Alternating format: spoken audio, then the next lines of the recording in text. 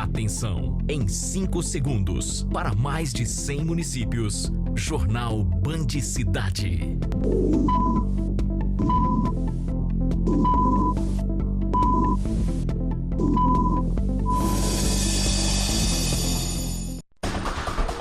Cerca de 400 prefeituras de Minas Gerais não abriram as portas nesta segunda-feira. Todos os chefes dos executivos são unânimes em dizer que as contas do bolo orçamentário não fecham.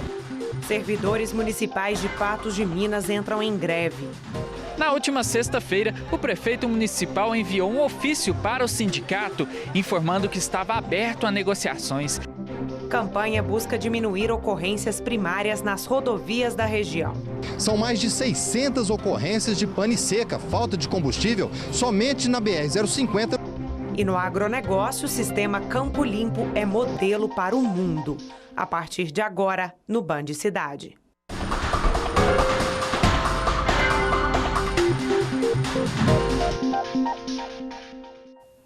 Boa noite. Cerca de 400 prefeituras mineiras não abriram as portas nesta segunda-feira. Elas protestam contra o corte de verbas por parte do governo federal. As administrações estão enfrentando crises por causa do cancelamento de convênios e a diminuição no repasse no fundo de participação dos municípios.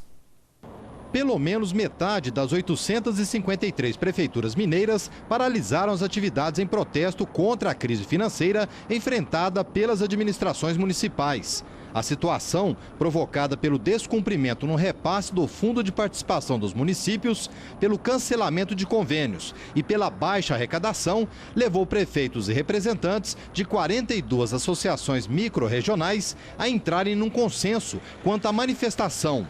Prefeituras de todas as regiões de Minas têm tomado medidas para diminuir custos básicos, desde economia com água, luz, telefone e combustível, até demissão de servidores e redução de expediente e salários. Agora, a situação ficou insustentável, de acordo com os prefeitos. Os recursos hoje concentram principalmente na União, mas também no Estado e os municípios ficando com a menor fatia. E é aqui que as políticas públicas são desenvolvidas, aqui que a população pede o seu socorro, a sua emergência e, portanto, o Pacto Federativo significa responsabilidade juntamente com recursos financeiros. A ideia era parar por uma semana as prefeituras e acabou não sendo consenso. Mas os governantes não descartam a possibilidade. Segundo eles, o governo federal cortou os recursos e ameaça cancelar convênios. O presidente da Anvale explica que quanto menor a cidade, maior o impacto na queda dos repasses. Para municípios com até 10.188 habitantes, o Fundo de Participação dos Municípios é a principal fonte de receita. Em Minas, 482 cidades dependem do repasse.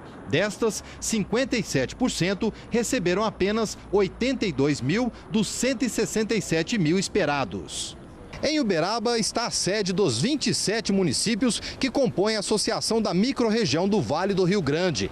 Todos os chefes dos executivos são unânimes em dizer que as contas do bolo orçamentário não fecham. Sobra apenas 15% para o município, que são o FPM e o ICMS. E esses repasses não cobrem o custeio, principalmente os pequenos municípios que vivem exclusivamente desses repasses. Então é uma situação de penúria, a conta não fecha. No noroeste de Minas, todas as prefeituras filiadas à Associação dos Municípios da Microrregião do Noroeste pararam as atividades nesta segunda-feira. Mas agora a nossa luta, essa crise que os municípios estão vivendo, é contra o governo federal, porque já existe um projeto de lei no Congresso Nacional, a questão do Pacto Federativo, ou seja, nós vamos reivindicar a melhor distribuição de renda, né, para os municípios, que hoje o Estado e municípios ficam com um pouco mais de 30% e a União quase 70%. A Prefeitura de Uberlândia não aderiu à manifestação. Em nota, o prefeito Gilmar Machado diz apoiar o movimento. Ele ainda defende a ampliação do diálogo entre os governos estadual e federal e a ampliação também dos repasses do Estado e da União para custeio das prefeituras. E algumas do Noroeste Mineiro também paralisaram as atividades. Os serviços públicos foram interrompidos, funcionando apenas os de urgência e emergência. Os prefeitos do Noroeste de Minas fecharam as prefeituras neste dia 24 de agosto em protesto à distribuição de recursos do governo federal. Os prefeitos se reuniram em Paracatu, na sede da Associação dos Municípios do Noroeste de Minas, AMINOR, para debaterem a situação financeira dos municípios e planejarem ações. Hoje o governo federal fica aí com 70% da arrecadação e os municípios, e esses 30% que é dividido aos estados, aos municípios, não tem sido dado condições dos municípios fazer um bom trabalho. O que nós queremos, na verdade, é uma luta mais igual para os municípios, né? E eu acredito que nada melhor do que essa paralisação hoje de todas as cidades, praticamente de todas as cidades no estado de Minas Gerais, para mostrar ao Senado Federal, à Câmara e também ao governo federal a necessidade e a importância. Mas agora a nossa luta, essa crise que os municípios estão vivendo, é contra o governo federal, porque já existe um projeto de lei no Congresso Nacional, a questão do Pacto Federativo, ou seja, nós vamos reivindicar a melhor distribuição de renda, para os municípios. Em Patos de Minas, no Alto Paranaíba, os servidores municipais amanheceram em greve nesta segunda-feira. Eles reivindicam o retorno da jornada de 30 horas semanais. Pela manhã, centenas de servidores públicos municipais se reuniram no estacionamento da cidade administrativa e anunciaram a greve. A exigência era o retorno da carga horária de 30 horas semanais. Em maio deste ano, o prefeito municipal emitiu um decreto que determinava uma carga horária de 40 horas. O decreto começou a valer em julho e, desde então, os funcionários cumprem a carga horária de 8 horas diárias. Várias paralisações foram realizadas na tentativa de negociar com o prefeito municipal. Na última sexta-feira, o prefeito municipal enviou um ofício para o sindicato informando que estava aberto a negociações e que na manhã desta segunda-feira haveria uma reunião entre os representantes da classe e uma comissão de secretários municipais. A reunião aconteceu, porém não houve acordo entre a administração municipal e os servidores. Na sexta-feira, fomos surpreendidos por um ofício do prefeito comunicando que iria abrir as negociações hoje a partir das 7 horas da manhã. No momento, nós já entenderíamos que aquilo era para tentar desarticular o nosso movimento, que nós sabíamos que não ia haver avanço. Mas obedecemos, sentamos com os secretários, que não teve a participação do prefeito, e não houve avanço. Simplesmente a informação foi nos passada que a carga horária eles não vão discutir. Então a greve continua até que os servidores aí consigam êxito nas suas determinações que foram criadas. A questão toda é que não há necessidade dessa jornada de trabalho, né? A situação financeira do município não é boa, nós sabemos disso. A maioria das prefeituras está reduzindo a carga horária para economizar e o prefeito que prometeu isso na campanha não está cumprindo o que prometeu e nem recebendo os servidores. A decisão de greve foi tomada após uma assembleia do Sindicato da Classe, que foi realizada na última terça-feira. A partir do momento que a Assembleia decide pela deflagração da greve, somente ela pode tirar a greve. Então, foi decidido que a greve é por prazo indeterminado e enquanto não tiver uma tratativa realmente de negociação real, a greve vai ser mantida. O governo de Minas Gerais ampliou o número de vagas femininas no sistema prisional. Foi inaugurado o presídio de Eugenópolis, que fica a cerca de 300 quilômetros da capital. O local fica na Zona da Mata e a prisão ocupa um imóvel totalmente remodelado, onde já funcionou a cadeia pública da cidade. A concessionária que administra algumas rodovias da região lançou uma campanha com o objetivo de diminuir algumas ocorrências primárias, como a pane seca, que é quando o veículo fica sem combustível nas rodovias. Os números da MGO surpreendem. São mais de 600 ocorrências de pane seca, falta de combustível, somente na BR-050 no estado de Minas Gerais, entre as divisas de São Paulo e Goiás. Por isso, uma campanha de conscientização está sendo realizada sem data para terminar. Segundo dados da empresa MGO, durante o período de campanha, a pane seca foi verificada em todos os tipos de veículos, desde carretas até motocicletas. Essa campanha é um alerta aos motoristas para que jamais entrem na rodovia sem abastecer o veículo. Por quê? Porque isso acarreta o que nós chamamos de pane seca. O veículo pode parar repentinamente na pista ou no acostamento, ficando numa situação de risco, tanto para o motorista como para os outros motoristas que estão trafegando na rodovia. Nas praças de pedágio, funcionários estão distribuindo 90 mil panfletos contendo orientações e o resultado positivo já pode ser observado. De um mês para cá, pelo menos deu uma estabilizada, vamos dizer, né? Então, os números ainda são altos para o que a gente gostaria, né? Mas já deu uma estabilizada. Então, o motorista tem que ter essa consciência de que é uma atitude correta abastecer o carro e jamais entrar na rodovia sem fazer isso. No trecho percorrido, nossa reportagem não flagrou nenhum veículo com problema de pane seca. Motoristas entrevistados garantem que fazem a revisão obrigatória e nunca ficaram na mão. Geralmente a gente coloca, né, o tanto certo que vai viajar, pegar a estrada, BR, já coloca o tanto certo, não tem problema. Sempre foi atento? Atentíssimo. Com certeza, sempre com mais de meio tanque. Ou seja, garantindo para não ter problema? Com certeza. O motorista que for flagrado pela Polícia Rodoviária com o veículo sem combustível está cometendo 2 infrações, de acordo com os artigos 27 e 180 do Código de Trânsito Brasileiro. Verificação anterior, né, prévia, antes de sair com o veículo, isso é muito importante. Às vezes ele está com a família dele e um ponto de apoio muito longe, vai ficar muito tempo parado na rodovia aguardando esse apoio. Lembrando também que é uma infração de trânsito. Exato, é uma infração leve. A Polícia Rodoviária Federal, se abordar o veículo com a pane seca, né, a falta de combustível, ela vai fazer a autuação. Com a diminuição das panes secas nas rodovias, a campanha da concessionária visa priorizar atendimentos emergenciais. Quando nós vamos e prestamos o atendimento que nós prestamos, mesmo nesse caso de pane seca, é um tempo que é despendido para atender esse usuário que a gente poderia estar atendendo um outro que realmente está numa situação de emergência. A seguir, você confere: Dia Nacional do Campo Limpo foi celebrado em Uberaba. Mais detalhes em instantes.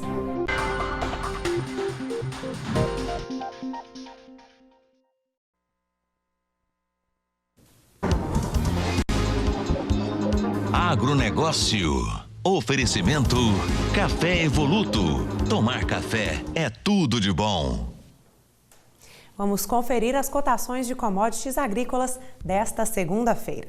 Em Montes Claros, pela caixa de 22 quilos da banana nanica, foi pago ao produtor R$ 17,60. A saca de 60 quilos do café fino fechou o dia valendo R$ 490 em Paracatu.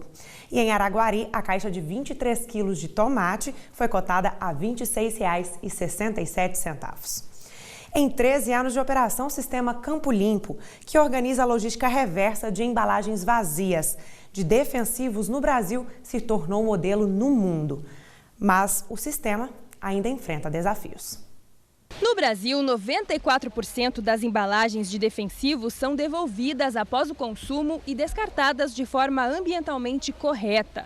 Marca que torna o país líder mundial na destinação desse tipo de resíduo gerado pela agricultura. O agronegócio foi pioneiro na adoção de um sistema de logística reversa, que é quando embalagens ou outros tipos de materiais retornam à origem após o consumo. Uma ação que reduz os danos ao meio ambiente e ainda diminui os custos de produção. O sistema é integrado e funciona da seguinte forma: as revendas e cooperativas indicam na nota fiscal o local onde as embalagens devem ser devolvidas. Após o uso, lavagem e armazenamento, o produtor devolve na unidade indicada. No posto de recebimento, o material é preparado para a reciclagem ou a incineração. Para facilitar a devolução, além dos postos fixos, há também a coleta itinerante. Outra praticidade é o agendamento eletrônico. Com a implantação do agendamento eletrônico, isso facilitou a vida de todo mundo, facilitou a vida da central e dos operadores da central e principalmente facilitou a vida do agricultor, que hoje ele entra na internet, entra lá no site do agendamento eletrônico, ele procura qual é a melhor data, qual é o melhor dia, qual é o melhor horário, enfim, ele tem a certeza absoluta que ele vai chegar aqui e vai ser atendido naquele dia e naquele horário. O desafio agora é ampliar ainda mais o recebimento e trazer novas facilidades para o produtor. Um avanço importante é que em breve o sistema poderá recolher também produtos impróprios ou em desuso, o que antes era proibido, como explica o coordenador de operações do INPEV, Instituto Nacional de Processamento de Embalagens Vazias. Então, a partir de agora, nós estamos trabalhando fortemente na adequação das unidades de recebimento. Então, eu preciso atender às normas da nova resolução, que é ter um espaço adequado nas unidades. Isso vai levar algum tempo, porque tem que ter um projeto para adequar, tem que submeter aos órgãos ambientais, tem que obter as licenças adequadas. Então, a partir do momento que a unidade estiver com a licença de operação para receber essas sobras de produtos, então nós passaremos a receber. Vai ter uma ampla campanha de divulgação disso e o agricultor, quando ele vier trazer as embalagens vazias, ele poderá trazer também as sobras de produto que ele tenha na propriedade. A presidente Dilma Rousseff sancionou a lei que dispensa tratores e máquinas agrícolas de emplacamento e licenciamento. A decisão foi publicada no Diário Oficial da União e atende a uma reivindicação da Confederação da Agricultura e Pecuária do Brasil, para evitar mais custos aos produtores rurais. Segundo a lei, eles precisam ter registro sem custos para aqueles casos de trânsito em vias públicas. A regra vale para todos os equipamentos produzidos a partir de janeiro de 2016. E foi celebrado em Uberaba o Dia Nacional do Campo Limpo. A comemoração aconteceu na Central de Recebimento de Embalagens Vazias de Agrotóxicos. Crianças tiveram a oportunidade de conhecer o descarte correto e ainda participar de um concurso. No ano passado, em Uberaba, foram destinadas 782 toneladas de materiais e este ano já foram aproximadamente 550. Tudo isso graças às centrais de recebimento de embalagens vazias de agrotóxicos. Então hoje é o Dia Nacional do Campo Limpo. O que é o Dia Nacional do Campo Limpo? O Campo Limpo é um dia que se abre porteiras para ver, para as pessoas, para a comunidade em geral, tá vendo o que é todo o recebimento das embalagens vazias de agrotóxico e o processo de reciclagem e o processo também da devolução das embalagens por parte de agricultores. 300 alunos de escolas rurais e municipais participaram da comemoração. Eles fazem um concurso com as crianças dentro de todo o território nacional. São selecionados 3 melhores desenhos e aqui hoje nós já vamos premiar nossas crianças 3 melhores redações e os 3 melhores desenhos. A importância da destinação correta das embalagens de defensivos, de agrotóxicos, depois do uso, justamente para evitar a contaminação das pessoas, a contaminação da saúde e a contaminação do meio ambiente. Evitar que aqueles resíduos que sobram nas embalagens caiam no solo, encontrem um lençol freático, algumas coisas assim, causando contaminação do meio ambiente ou propriamente das pessoas que estão manipulando.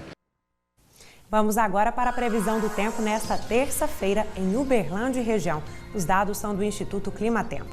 Em Uberaba, o dia amanhece parcialmente coberto e com períodos de céu nublado, máxima prevista 32, mínima 20.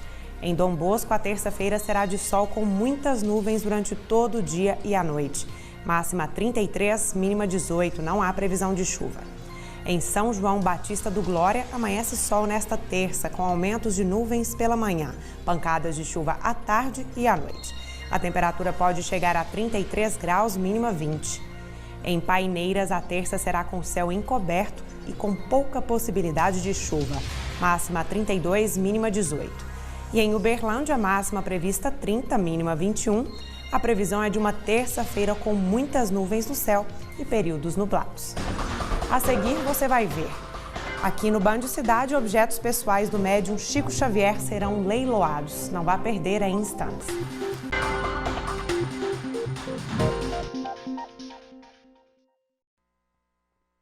A Companhia de Desenvolvimento Econômico de Minas Gerais lançou o programa Codemig de incentivo à indústria criativa. A ação será capaz de fomentar o desenvolvimento de novos negócios que gerem empregos, renda e riquezas para o Estado. Até 2018 serão investidos mais de 20 milhões de reais em iniciativas de valorização de variados segmentos, como gastronomia, audiovisual, design, moda, música e novas mídias. E objetos pessoais do médium Chico Xavier serão leiloados em Uberaba. O dinheiro será revertido em prol de 2 instituições de caridade. O leilão beneficente será no dia 29 de agosto. Na casa onde morou o médium espírita Chico Xavier, transformada em museu, é assim todos os dias, com visitas de pessoas curiosas em conhecer um pouco da história do médium, como é o caso deste casal de Ribeirão Preto e que estuda em Uberaba. Eu sempre tive vontade, eu acho muito legal ter transformado a casa dele no museu e eu sempre tive vontade de conhecer um pouco. De pai para filho, Eurípides comenta que Chico sempre ajudou as pessoas sem querer nada em troca. E mantendo esta tradição, está colaborando com o leilão beneficente em favor do Hospital Hélio Angotti e da Escola de Surdos Dulce de Oliveira, doando um busto do médium, uma boina e um óculos que pertenceram a Chico. Ele estava sempre à disposição de quem, com seriedade, com dignidade, quer realizar um bem para o seu semelhante. Toda a sua vida foi em favor de ajudar a quem quer que seja. Neste cômodo da casa, hoje Museu do Chico Xavier, o médium fazia todos os dias as refeições e também recebia seus convidados. Nesta cadeira, o médium teve diversas ideias, que a partir de agora serão catalogadas através de uma empresa da capital mineira, justamente para manter viva a história daquele que é considerado o maior líder espírita de todos os tempos. Ele me pediu em 1996 que deixasse a casa de memória para a doutrina espírita, de que ele a qual me servir, porque ele dizia, Maria, que não estava aqui a serviço dos bons espíritos, estava a serviço de Jesus Cristo. E respeitando a vontade dele, eu estou realizando isso. Os cartões de informações dos candidatos ao concurso público da Fundação Saúde do município de Uberlândia ficaram disponíveis a partir de hoje. Ele contém informações pessoais do candidato, informações referentes à data e local das provas e o horário de abertura e fechamento dos portões. O cartão deve ser impresso e levado no dia da prova. Ele está disponível no site www.aocp.com.br. E tipicamente usado nos mais variados pratos ao redor de todo o mundo, a pimenta não é só ardência, ela pode também contribuir para a saúde das pessoas. O bom apreciador logo repara nas cores vibrantes sobre a mesa: vermelho, verde e amarelo. Não importa tamanho ou ardência. Além de dar um toque especial na comida, a pimenta também pode ser uma aliada quando o assunto é saúde. A pimenta vermelha, ela é mais consumida porque ela é rica em carotenoides, em beta-caroteno, né? Mas ambas têm a vitamina A, vitamina C, vitamina E, né? São responsáveis aí pelo envelhecimento, prevenir a prevenção do envelhecimento precoce, né? Todas são antioxidantes, previnem contra doenças crônicas, diabetes, alguns tipos de câncer, né, como câncer de próstata. O consumo diário de pimenta não deve passar de 30 miligramas por dia. Acima disso, sinal de alerta. Bom, nós já vimos então que a pimenta pode nos trazer muitos benefícios, né? Não importa a cor e nem o tamanho. Mas tudo que é consumido em excesso também pode trazer problemas. A Patrícia vai nos explicar agora. Patrícia, consumida então em excesso, que tipo de problema que a pimenta pode trazer? Problema renal, né? Intoxicação, reações alérgicas, né? Então é muito importante que se consuma com moderação. A conserva deve ser feita à base de azeite e não óleo. As principais propriedades da pimenta estão nas sementes. Por isso, quem tem problema de refluxo ou gastrite, é bom evitar o consumo. Esse sintoma da gastrite e do refluxo gastroesofágico, né? Ao consumir a pimenta, já causa isso. Mas as pessoas que têm já a doença pré-estabelecida não podem consumir a pimenta. É possível usar a pimenta até mesmo como decoração, mas é no prato que ela ganha destaque. Este chefe mostra que é possível usar sem exagero. Por isso, ele prepara um prato típico do restaurante onde trabalha. Contrafilé, bolinho de macaxeira, queijo coalho e, claro, a pimenta. Tudo ao gosto do cliente. A gente deixa a critério do cliente, né? Sempre que o cliente pede, ou a gente já coloca na cozinha para descer. A gente também tem as nossas pimentas na mesa, que é a própria pimenta da casa.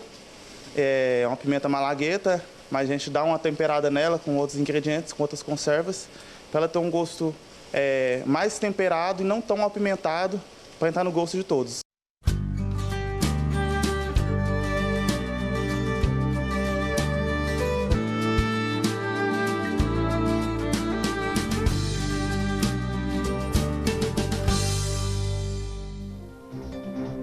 o Band Cidade de hoje fica por aqui, mas a gente volta amanhã às 6:50 da noite. Não vá perder, hein?